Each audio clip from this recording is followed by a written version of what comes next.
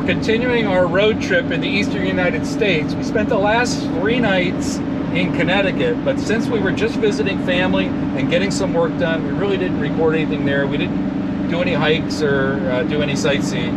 But now we're on our way west, and we're going to start heading south, but we're going right now on probably the longest drive of the road trip. It's going to be just over 8 hours, and our destination today is Virginia and the Shenandoah National Park. I think that's what it's called, or Shenandoah Forest National Park. But it's a long drive, and we got to go through Connecticut and New York, which is always a thrill and a treat with traffic and the roads. But hopefully the drive through, down around to Virginia or in Virginia won't be so bad. So when we get to the campground, we're going to be staying there a couple nights. We'll touch base back with you. Right, Rose? Yep. Hey there, I'm Rose. And I'm Dan. And we are the Half-Ass Travelers.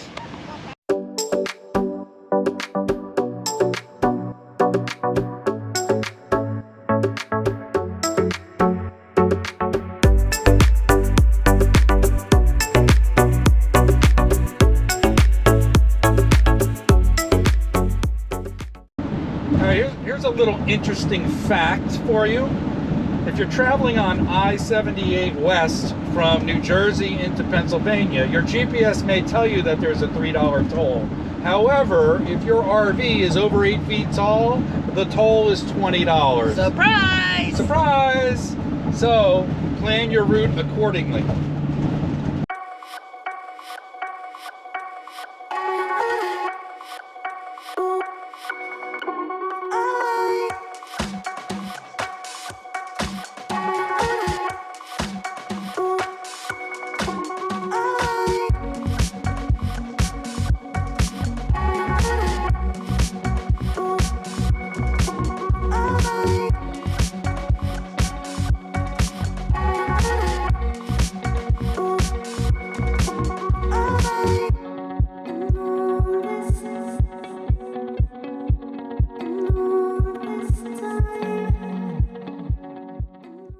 I'm not sure if you can hear this, but we woke up in Virginia today at a campground right outside the Shenandoah National Park.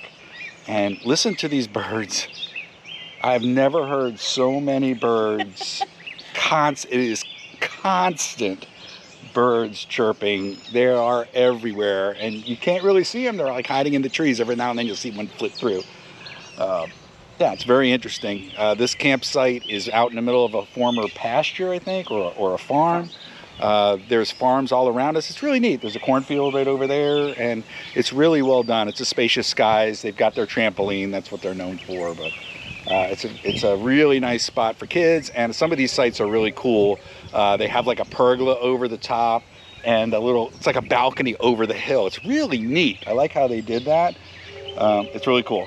But today we're going to drive up onto Skyline Drive. We've heard a lot of good things about this drive. Rose is a little tired. So hopefully Rose will stay awake on Skyline Drive.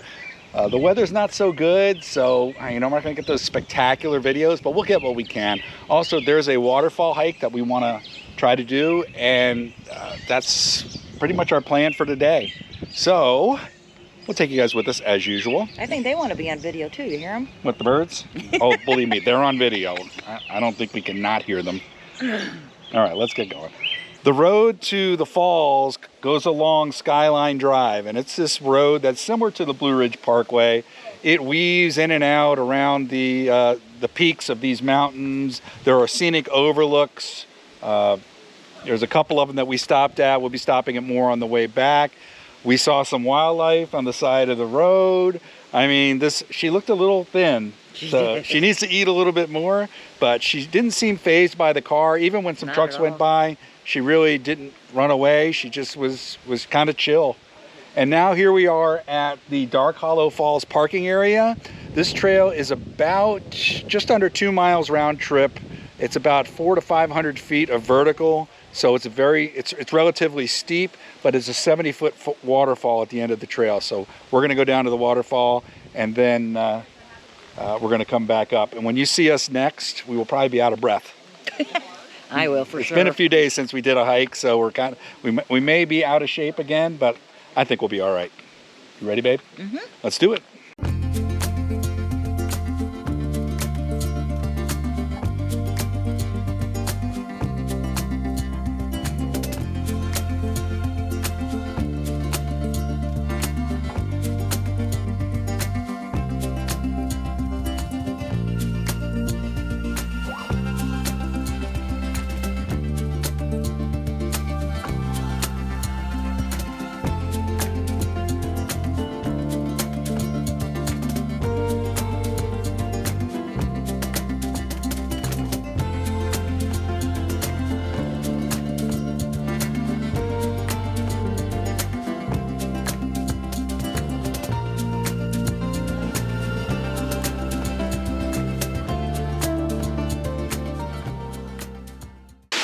We really were surprised when we got to the bottom of this trail because we didn't see that the waterfall was all that large, but we couldn't see all the way up there. This is a 70-foot waterfall, multi-tiers, absolutely beautiful.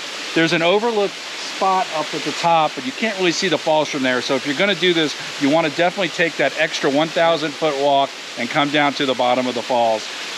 The entire way, like 99% of the trail has been downhill, and not just a little downhill. It's been pretty steep. So yeah, we're not out of breath like I promised you, but I guarantee you when we get to the top, not only will we be out of breath, we'll probably be covered in sweat because it's starting to warm up. We're just gonna hang here for a little bit. We're gonna watch the falls and sit here, enjoy our serenity because there's nobody else here right now.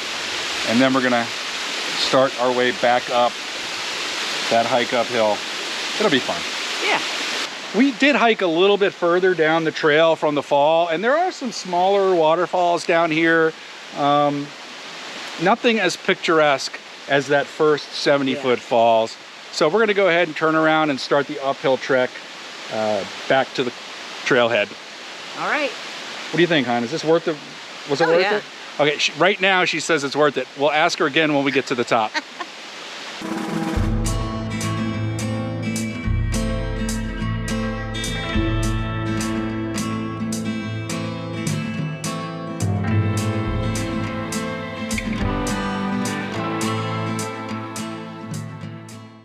Well, Rose, that wasn't that bad.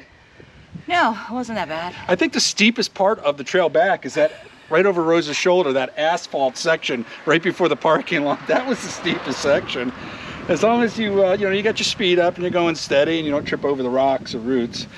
Hiking poles are good idea. Yeah, but I didn't need to bring the whole backpack. I think just maybe a bottle of water next time on a like a belt would have been sufficient. We did need some water though.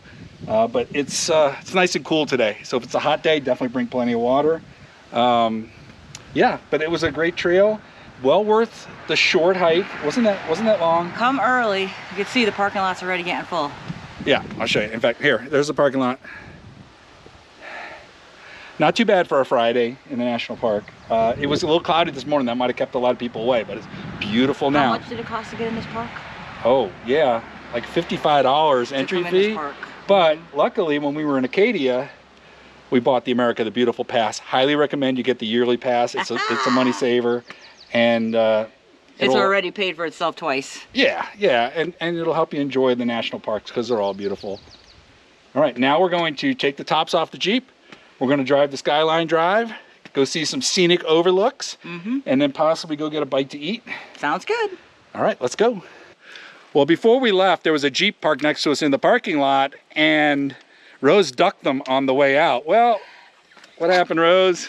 Woohoo! We got ducked on the way back in. Looks like they returned the favor. It's a blue duck. Boop, boop. Go on to our collection. That's a pretty good blue duck. I like that one, like a tie-dye blue duck. Uh-huh. All right, cool. We'll put them in line with the others.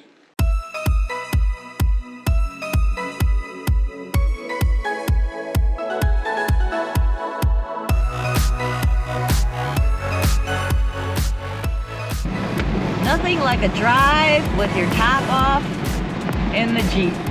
Well, I need my top off? Believe me, you don't want to see that. shame. I'm way out of shape. Although we are in trail shape. We are. That's not the same thing. No. Oh, wait, there's an overlook. All Going right, in the let's go. overlook. Going in the overlook. That was a sharp turn. Mm-hmm.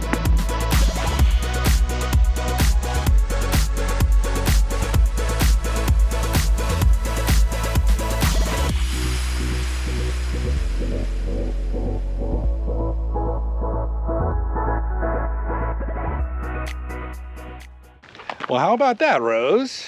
We made a quick stop or run through a picnic area to see if we could spot any wildlife, and we happened upon the Appalachian Trail, and we had an opportunity, or we have an opportunity, to do a short hike along a portion of the trail, but we have done that before, if you remember, in North Carolina. Oh, yeah. So we're not going to do it today, but we are going to use the facilities, right, hon? Let's go do it. Pronto. No, let's not say that. Pronto. I always say that. No, What- I said let's go do it. No. Yeah, go do what you got to do, Rose. Okay, so I decided to walk a little ways down the Appalachian Trail just to say I did it, and it's pretty. It's a pretty nice, scenic grotto setting. One of our regrets in life is that we didn't get the opportunity to hike the entire Appalachian Trail. It seems like something we would really enjoy, but you have to be really dedicated to hiking and be in some really great shape to make that entire hike. I have a lot of respect. Rose and I both have a lot of respect for people who do that trail. It's not easy, and from what we understand, it's very fulfilling, but there it is. Now that we saw one deer, I want to see more. I want to see more. Hey, wait, I'm right here. Yes, dear. That was bad. That was really bad. Come on. I apologize for that one. I think that was Rose's idea. Was that corny mom jokes? Ugh.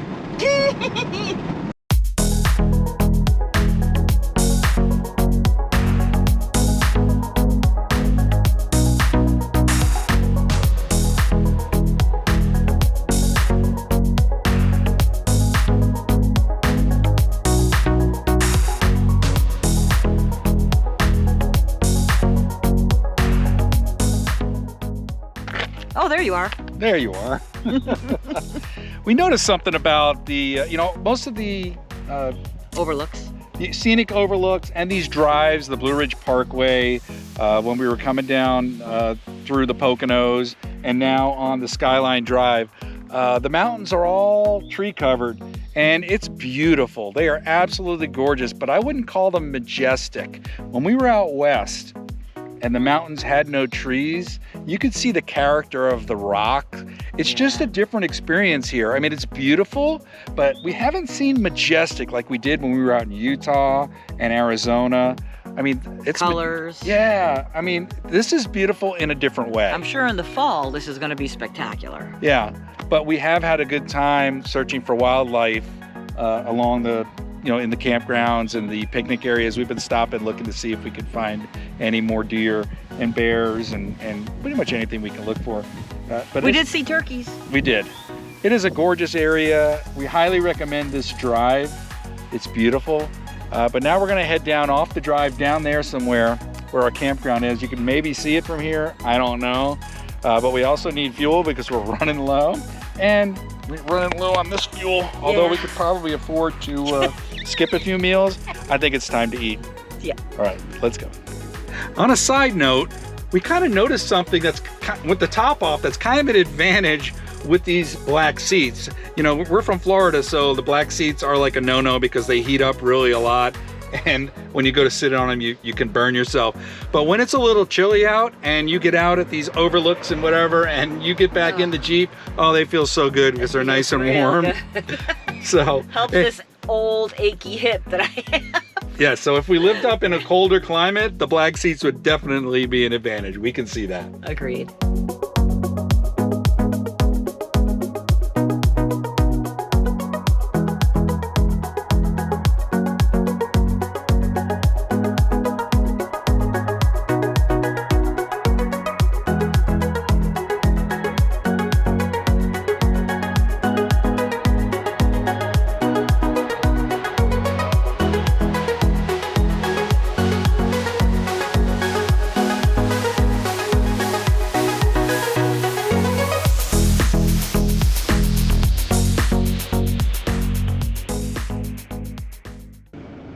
Well, we spent just a short time in Shenandoah National Park and in the Shenandoah Valley.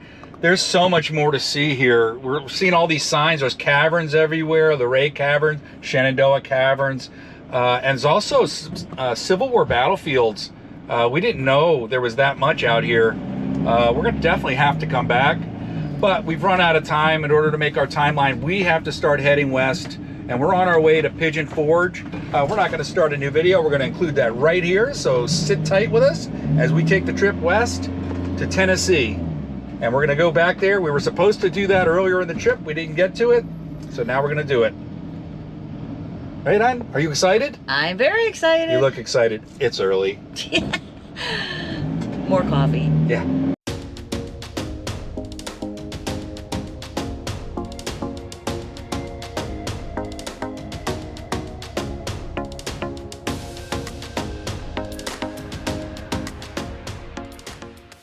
Now that was a pretty long drive, not as long as the previous day, but a long drive. I think it was the second or third longest drive of the trip. But now we've arrived at the campsite. We're all set up.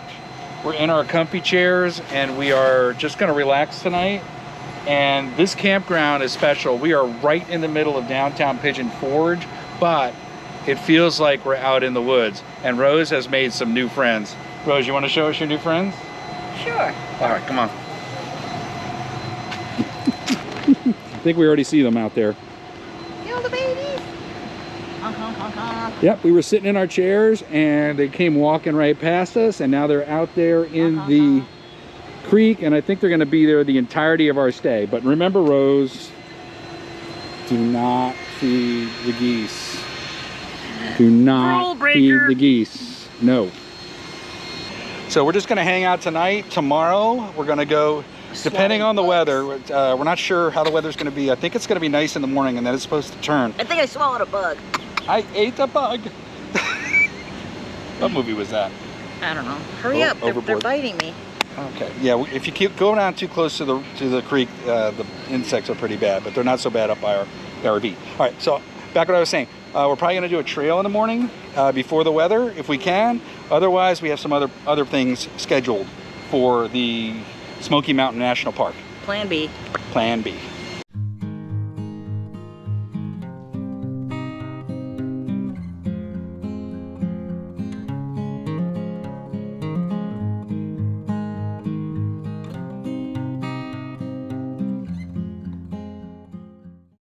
I was born ready. Oh, were you now? Oh, sorry. You weren't supposed to see that. Good morning. Well, we are up not so bright and early this morning. We kind of slept in, would you say, Rose? Well, yeah. The geese were honking. Yeah. Waking us up at like 4:30 in the morning. Yeah, but it was a little cloudy, so it was a little darker, so we didn't realize what time it was. But yeah, we got about an hour later start than we wanted to. So we're driving into the national park now. We've got about, 15 minutes to get to the trailhead at Chimney Tops. If the trailhead is full, we have a secondary plan to go to Cades Cove. Right now it's not raining. Looks like even it's clearing up a little bit. And it looks pretty clear, so we should be able to get our hike in as long as the trailhead is got parking for us. If not, we're gonna go down to Cades Cove, and that should be nice. That's a loop road, and that's maybe another 20 minutes from where we would be. So that's the plan. Rose is on board, right? Mm-hmm. Wide awake, ready to go hiking. Woohoo! As usual, and we'll touch base with you when we get to the trail or to Cades Cove. It's right here. There's a bear! Oh my god! We're in the car, so we're safe. Rose. There he is. Oh my god, I'm so glad they stopped. We would have never seen it. OMG! Wow, that was we had just turned off the video that we were filming, and I saw a little thing on the side, and the car in front of us broke real hard. And lo and behold, wow, we would have totally missed it. He was hiding behind the guardrail, and then he. What was hiding behind the guardrail? We couldn't see him behind the guardrail. The black bear. Yeah. Oh, he was so cute. And he matched the guardrail almost perfectly, so it was really hard to see him for a moment. But Yeah, pretty cool. Best sighting so far. So far. Let's go see some more stuff.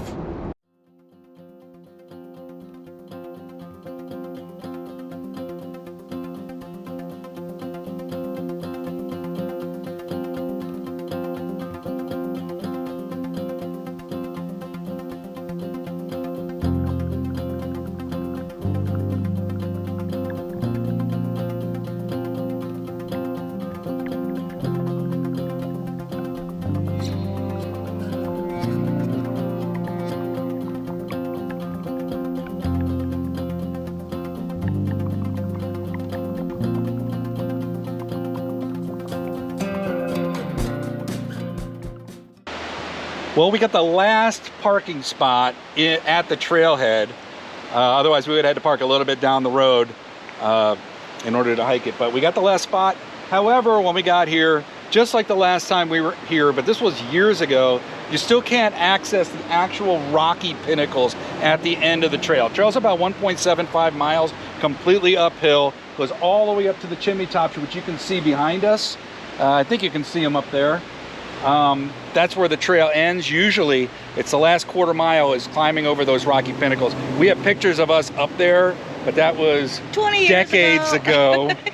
So we are actually, our plan is to go down. One of the most beautiful parts of this hike is right when you start it. And if you only do that, you will enjoy this trail. It goes right, this raging river is running right along the trail. It's beautiful. You're going to see in a minute. And we're not going to probably go all the way up. We're just going to go up to the point where we feel like we've done enough exercise for the day. It's beautiful up there. Maybe we'll see some more wildlife. I don't think we'll top the bear sighting. Hopefully we won't top the bear sighting. We don't need another bear sighting. I'd rather see the bears from the car. But yeah, we're going to enjoy this trail. We haven't done it in years. Nope. All right, let's go. You ready? Ready. She's ready.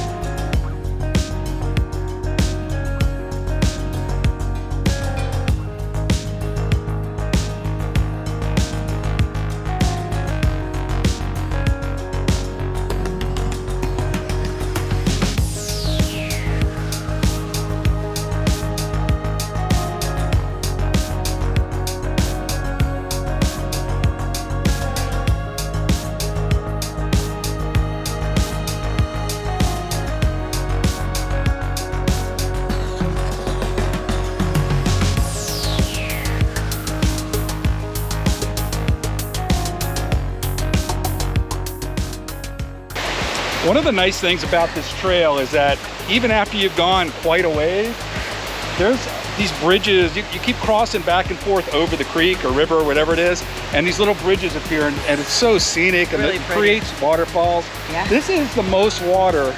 I've done this hike five times before, and this is the most water I've ever seen in this creek. It's great. The waterfalls are fantastic. Yep. So if you get here at a time when the water is running, It's you are not worth gonna, it. yeah, you're not gonna be disappointed. Great.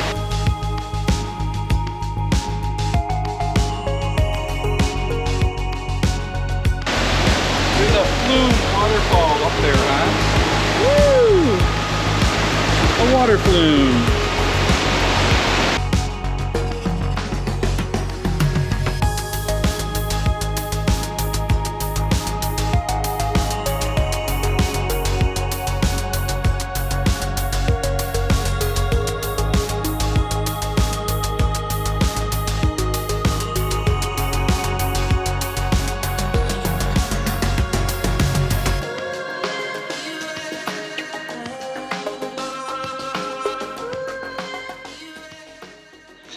It was not our original intention to do the entire 1.75 mile hike uphill to the top of the mountain, but I just couldn't stop Rose. She kept going and going. I'm waiting for her to say, okay, it's time to turn around, time to turn around.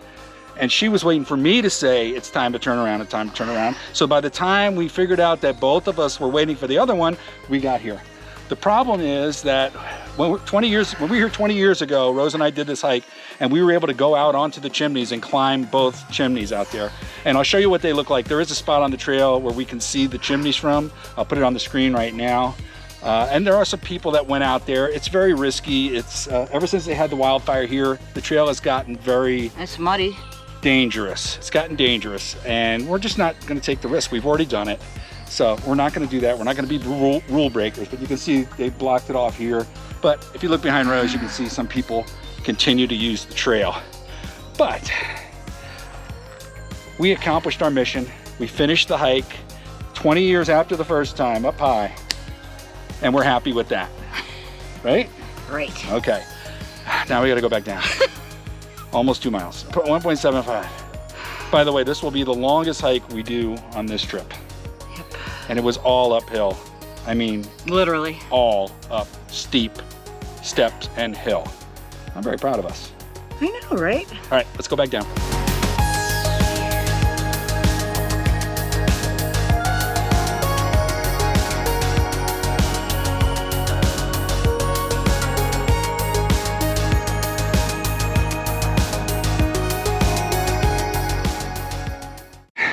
No, I don't want to. She doesn't want to what? You don't want to what? Go back to the car? Go on video. All right, so yeah, it's a little bit of a challenge. The reason we're breathing hard is because the last portion of this hike to the parking lot is actually uphill again. But it doesn't matter. We had a lot easier time coming down. But like we've said before, you know, going up tests the heart, going down tests the joints. So now that's no joke. We're gonna head back into Gatlinburg, and then we're going to find something to eat. Yep. And possibly drink. Maybe. All right, we're on our way.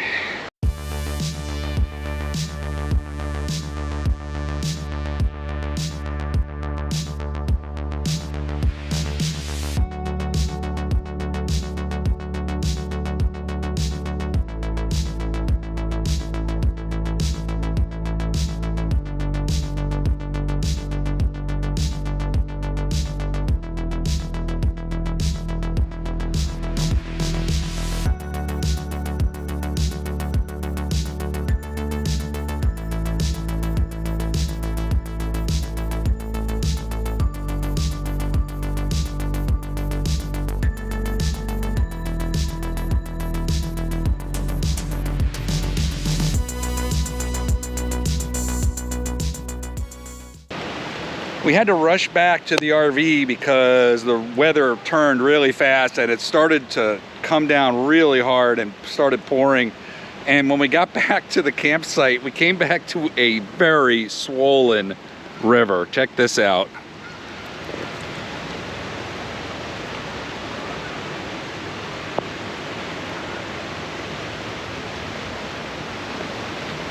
I'm gonna put the video of what it looked like when we got here yesterday up so you can see the difference. You can't even see the rocks in the middle of the river. And of course all the ducks and geese, well, here's some ducks right in front of us, some little chickies. They're kind of taking shelter in the shallows from the raging current, but all the geese are hiding somewhere.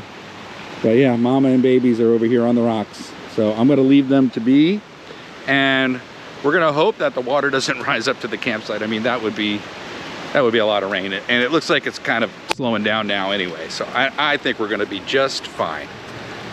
All right, that's the weather report.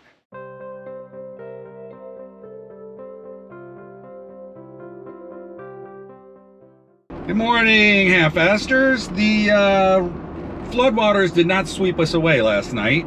That was a good thing. The rain let up a little bit. It did rain off and on all evening, but the water has receded now back to the levels, almost to the levels of when we got here. So all good. If you were worried about us in the torrent, have no fear. We are still with you. And we're on the road again. Where are we heading, Rose? Cades Cove. Hey! I can't believe it. I remember. I've only said Cades Cove about a dozen times this morning.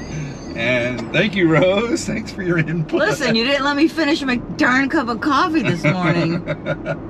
All right, it's a not a nice weather day. It's probably going to be off and on drizzling, but that's not bad for Cades Cove. For those of you who don't know what that is, once you go into the Great Smoky Mountain, by the way, they are smoky. Show them how smoky they are this morning. Yeah, that's pretty smoky. As you go into the Great Smoky Mountain National Park from Gatlinburg, if you make a right a few miles into the park, there's this road you take for about, I don't know, half an hour or so that will take you down to this valley in the middle of the park. It used to be inhabited by this close-knit community. There was a lot of reasons why they ended up abandoning the community and going elsewhere. I won't go into those right now, but all of the structure, or a lot of the structures, are still there. So you can drive this loop road and stop at each one of the structures and see what kind of buildings these people were living in. There's also a mill where you can go and see how they were using that. It's really cool. We're gonna go take you with us as we investigate all of these different places. And there's supposed to be wildlife in abundance. Every time I've been there in the past, I've seen deer, but sometimes there's bears and other things. Rose has never been there before, so I get to be the tour guide today, as usual. As usual. One of these days you're gonna get to be the tour guide, Rose. I doubt it. I don't know. All right, so we're gonna drive this scenic road. If we see anything, we'll let you know, and onward and upward.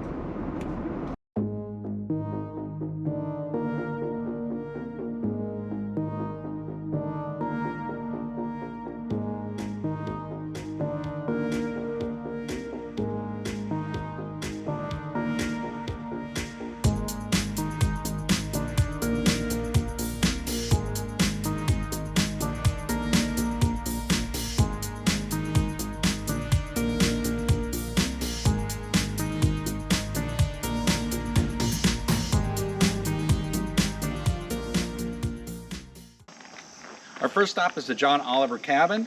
I'm going to read you some of the stuff that's on these signs to give you some idea of what we're looking at here. It says, at the urging of land prospectors, John and Lorena Oliver moved into an existing Cherokee structure in this area with their daughter Mary Polly in 1818. Despite the fact that it was still tribal territory, after the 1819 Treaty of Calhoun, other families of European descent began moving into the cove and setting up businesses such as an early store and blacksmith shop owned by Nathan Sparks. Sparks Lane served as a community hub for the east end of the cove. All right, let's go see the Oliver house.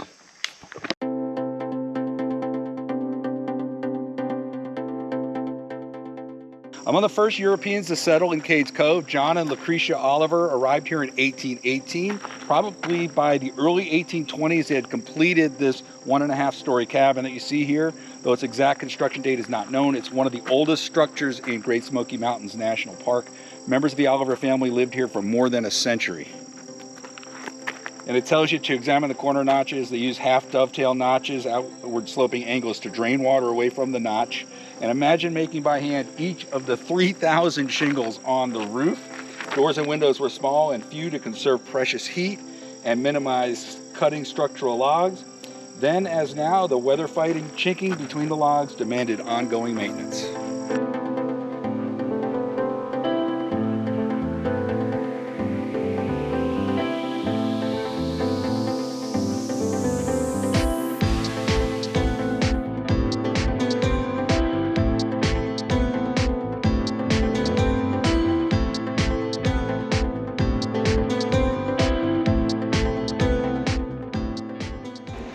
Our next stop is the Cades Cove Primitive Baptist Church, organized in 1827.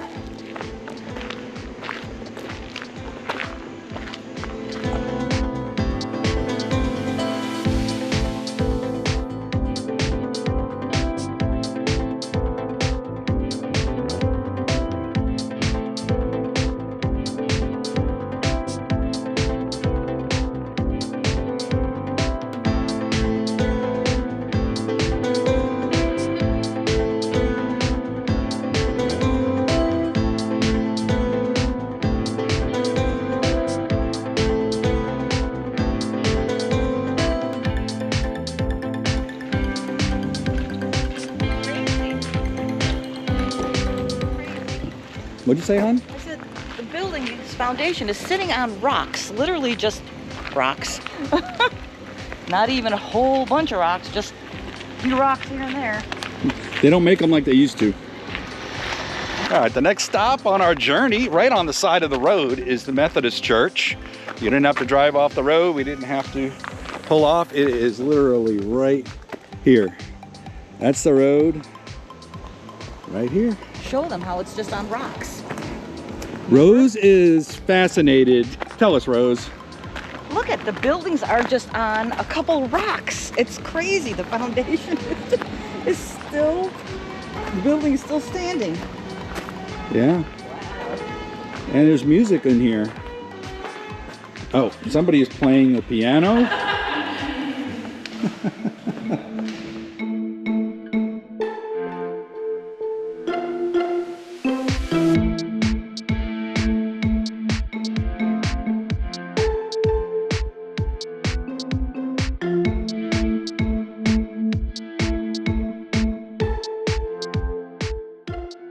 If you look over there, that's Rich Mountain Road. You'll run across that a few miles into the loop, and that was the first access when the settlers first came in to the camp. It was originally a path used by the Cherokee. It was eventually widened into a wagon road by the mid-1800s.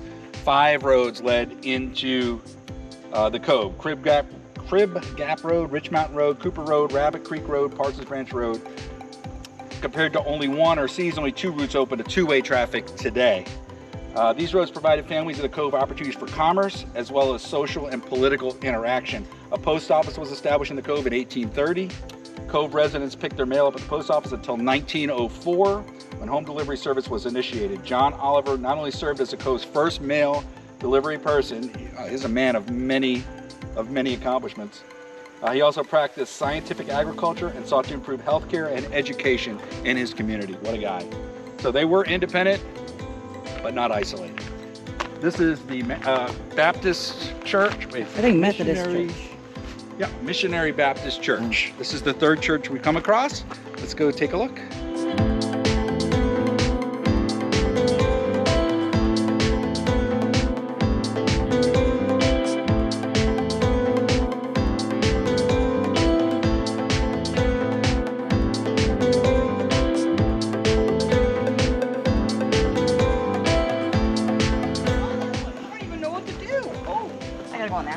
Rose found an entire mushroom community. Oh, I sure did. Look at these rascals. Yeah, there they are. And this is Rose's favorite right here. Right, Rose? That's your favorite. Yeah. We won't discuss why. Yes, it is. Yeah. Oh my God, these are great. Yeah, these are really cool.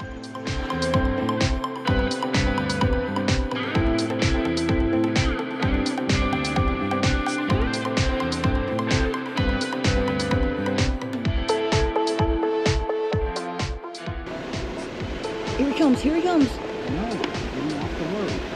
You can get out. There's a bear up there. Here he comes. Oh my God, he's running across the road. It's a bear.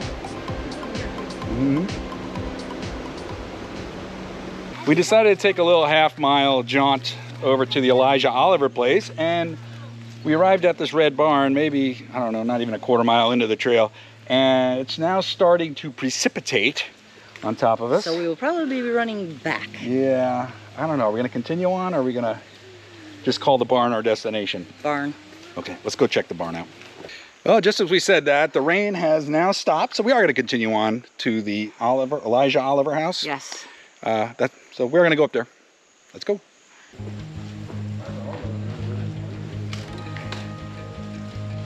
The big barn.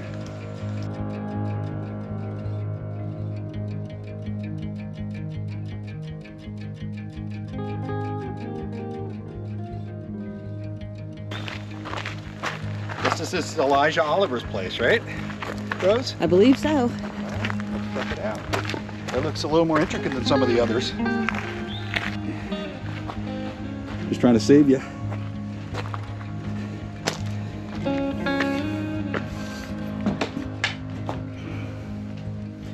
All right.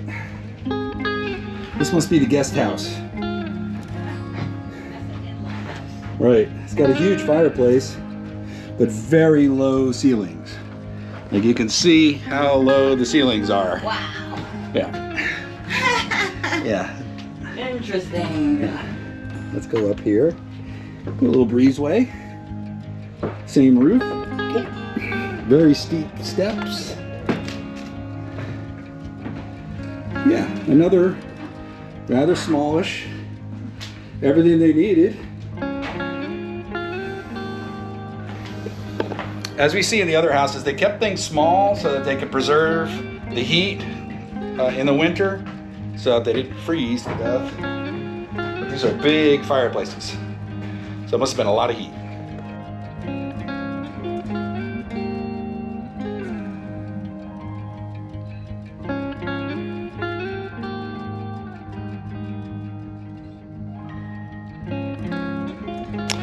What it looks like they did here is they had this big porch along the back. It looks like maybe they added this part of the structure as an addition, but that's just speculation on my part. What do you think, Rose? Good speculation? Good speculation.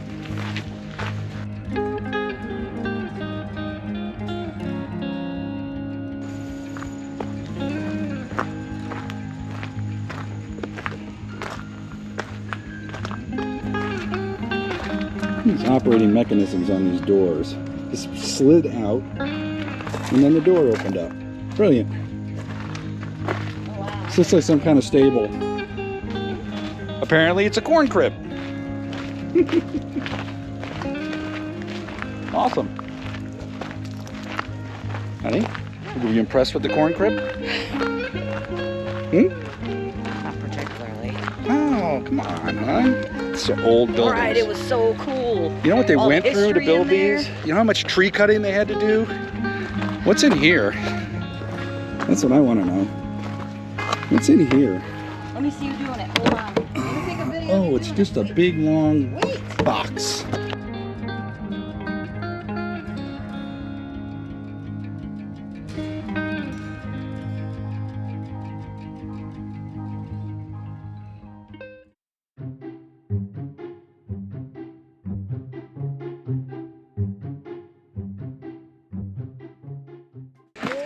Well, we left Elijah Oliver's place and we came a little bit further around. We're over by the old mill area. It's a very popular area because they've got restrooms, they've got a snack bar over there, and as you saw, they've got turkeys in the parking lot.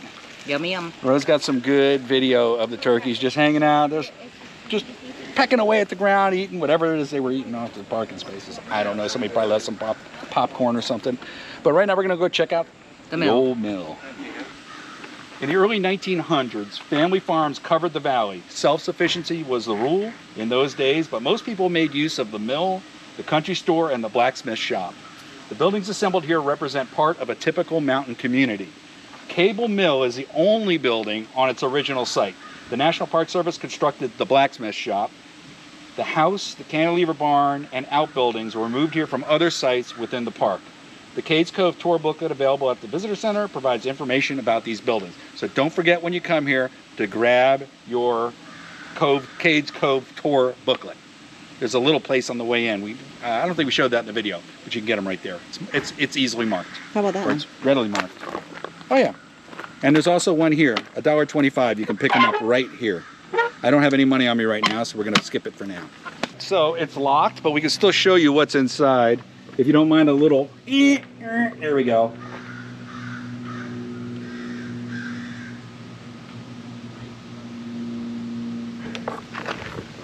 That is the blacksmith shop that was constructed by the National Park Service.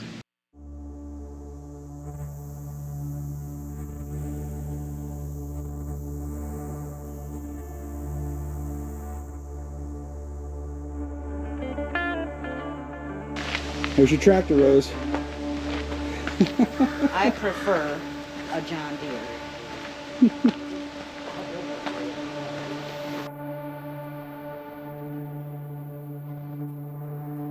There are signs when you come in that Rose pointed out about the the snakes that could be around the buildings. I don't like it. There are some signs here that say dangerous venomous snakes that prevent people from going down to the river. I guess it looks like it was well traveled and people kept on going down to the river over here. A skeptic might tell you that these signs are just designed to keep people out due to them trying to refurbish and let the vegetation regrow in this area. We're not skeptics like that, so we're going to take their warnings and assume there's snakes. We're not going down there either way. It's going to definitely keep me out of this area. So right, I'm it worked. hightailing it out right now. If that was the intention, it worked.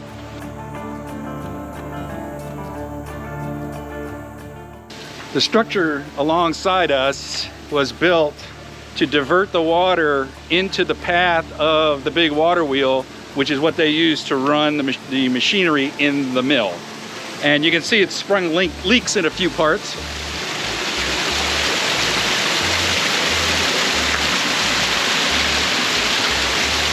There's a lot of water in there right now. Actually, more water than I saw the last time I was here. But it has been raining.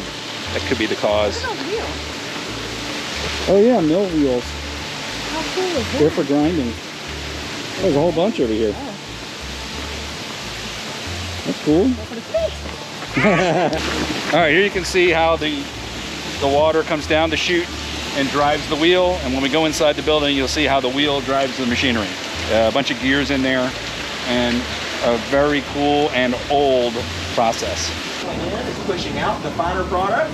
When it reaches the edge, a little on each turn gets flung off into a pocket over here on the left, and it falls down the chute over here just a puff at a time as cornmeal. And so what we've got coming out right now is on the finer side. It's actually approaching flour texture. That's because I've got the stones in here adjusted right now to be very, very close together.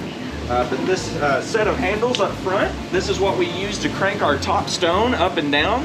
And the wider the gap is between the stones, the coarser it comes out. So you can adjust this gap to get flour, cornmeal, grits, or even cracked corn for animal feed. But you folks feel free to have yourself a look around, take all the pictures you like, and if you folks have any questions about the cable mill, y'all just let me know.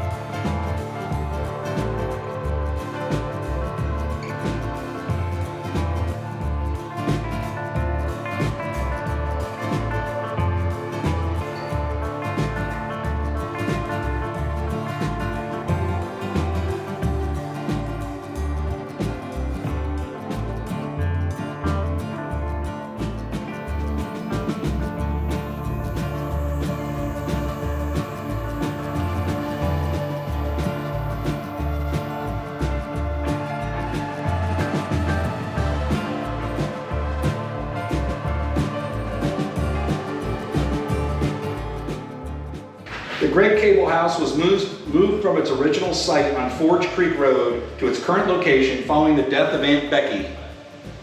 Rest in peace, Aunt Becky. Frame homes with clapboard siding were common among Cades Cove homes. This modern look is contrary to popular belief that all residents lived in log cabins. Sawmills and advanced technology made hewing logs and chinking obsolete. Becky Cable became concerned for her own life. In her late 80s, she became seriously ill. She called on a Cove neighbor and skilled craftsman, John McCulley, to make her a coffin. He obliged, but Becky soon made a full recovery and lived nearly a decade longer to the age of 96. She thanked Mr. McCulley anyways with a knit pair of socks. What a lady. Let's give you a little more background on Aunt Becky. Rebecca Cable was better known as Aunt Becky to the Cades Cove community. She bought this house in 1887 with her brother Dan, and together they operated a store out of it for 8 years. Residents of the Cove were without a doubt familiar with the Cables. Never married, she owned over 600 acres in the Cove and kept busy taking care of the farm and cattle raising chores, spinning, weaving, knitting, and among other tasks, when her brother was hospitalized for mental illness and his wife contracted tuberculosis, Aunt Becky took in her nieces and nephews. That's her, right there.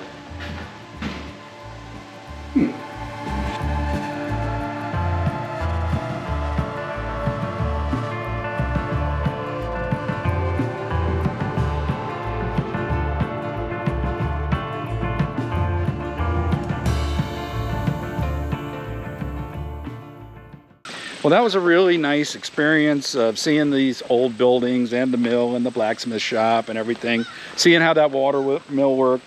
And we just got lucky that they happened to be finishing up a tour and showing us the cornmeal and how they made it and everything. That was just a bonus for us and for you. Hope you enjoyed that. Now we're gonna hop back in the Jeep and we're gonna continue our wildlife spotting and checking out the other houses and structures in the cove. All right, now we're at the Dan Lawson place. It looks like there's a house and a barn here and another structure, so let's go take a look.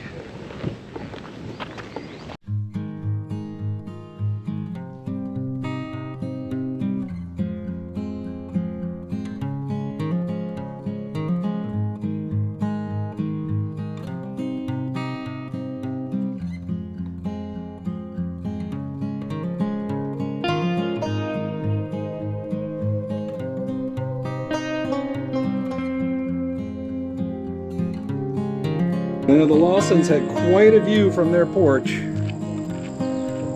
Beautiful.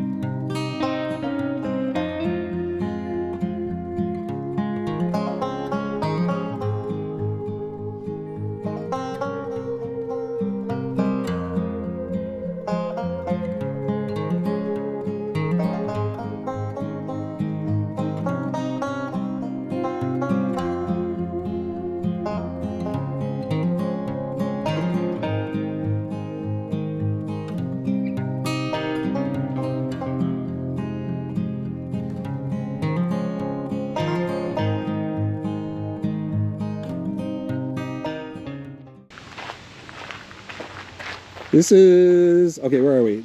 I think this is the Tipton Place. Pretty sure it said Tipton Place. And yeah, there's the barn over there.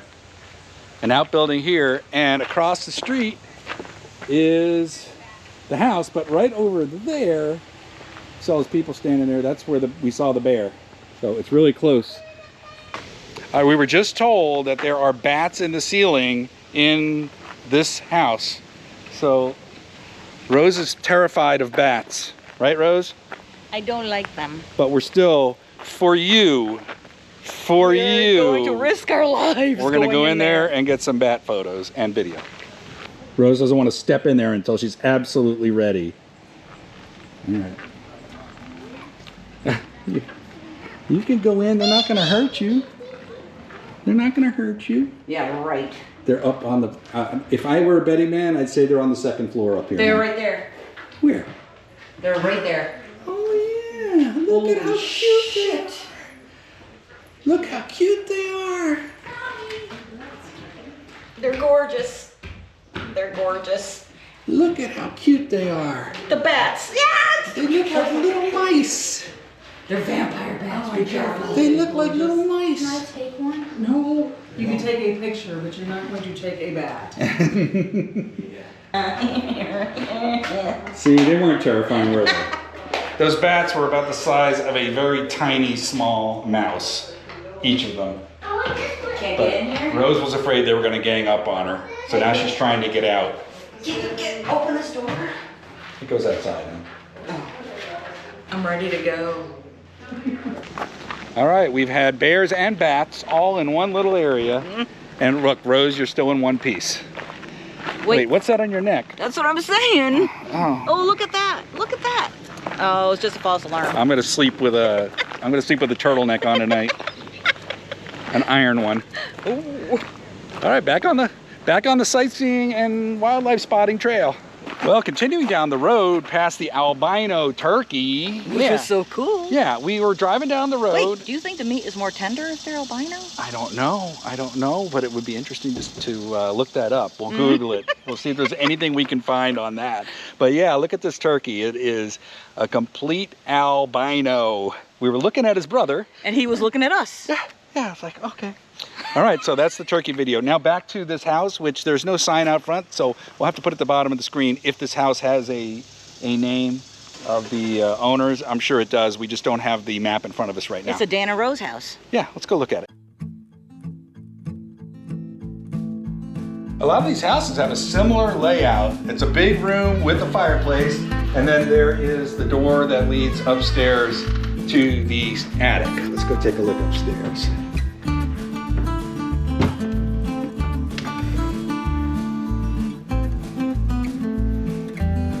I don't see any bats, Rose. You are safe.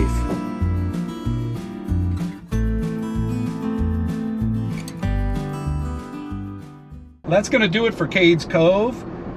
We spent about, 3.5 hours doing that. But one of the things we like about that is it's a mixture of wildlife spotting and some historical buildings throughout. So, and there's even some trails. So it, whatever you think you want to do that day, there's so many opportunities to do that hiking or just see the historic stuff, or to spend all day looking for wildlife. You could spend as few as 2 hours there. You could spend as much as all day there. It does close at dusk, so they don't let you in there after dark. But you saw all of the wildlife that we saw. You saw all of the historic buildings. It's just, to us, it's really a neat place. It's really cool how that is just nestled within this national park. And if you don't know about it, or if you didn't know it was there, you would never have found this place, because it's way, way off the beaten path. And that's another thing we like about it as well. Although a lot of people seem to have found it, didn't they, Rose? They did. It gets a little bit, the traffic can get a little much, but we didn't mind, because the slower we're going, the more opportunity we have to spot those deer or those turkeys or those bears. And we really liked it. So if you're visiting Great Smoky Mountain National Park, you definitely want to include Cades Cove on your list of must-see or to-do things on your trip. What'd you think, Rose? I thought it was really cool. Well said. A woman of few words, as usual, when she's on camera. All right, we're heading back to the campsite, back to Pigeon Forge. Time to go get lunch. Good, I'm starving. What else is new? I worked up an appetite. Me too.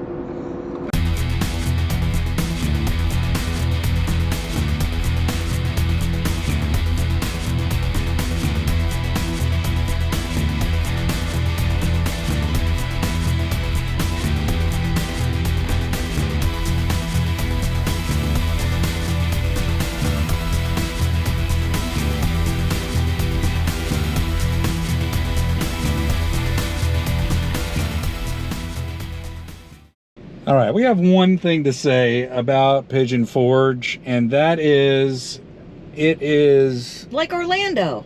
like 190. If you've ever been on Route 192 in Kissimmee, right by Disney World, that's what this place is like now. There is a section of road. First of all, we're sitting in traffic, but they have all of the tourist stuff all in one spot. We just passed Jurassic Park boat rides, pirate shows, as many mini golf courses as you've ever seen in your life, as well as go-kart tracks and gift shops everywhere, and outlet malls and restaurants, and I don't know.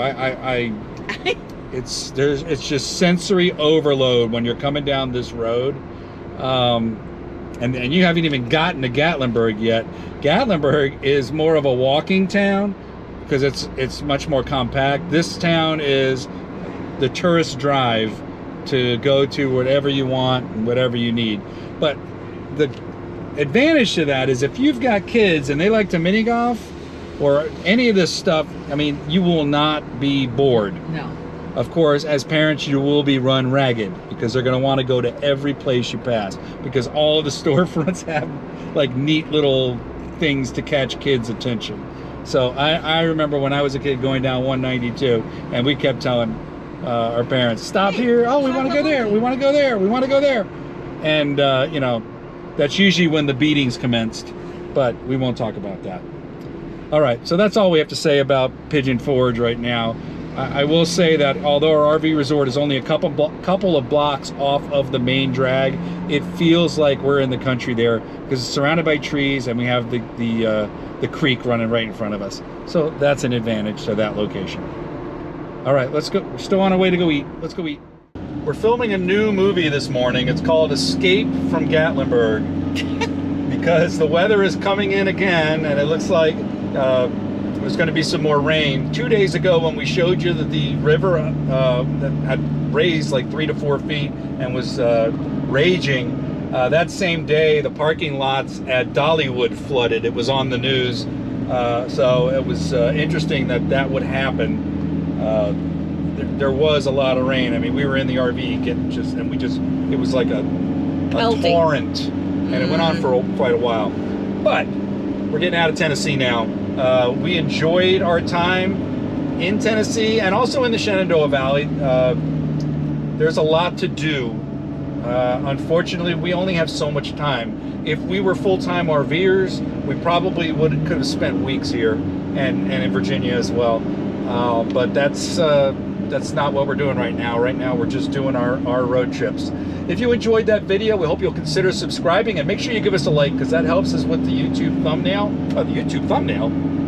The YouTube algorithm. I don't know where that came from. It's an early morning.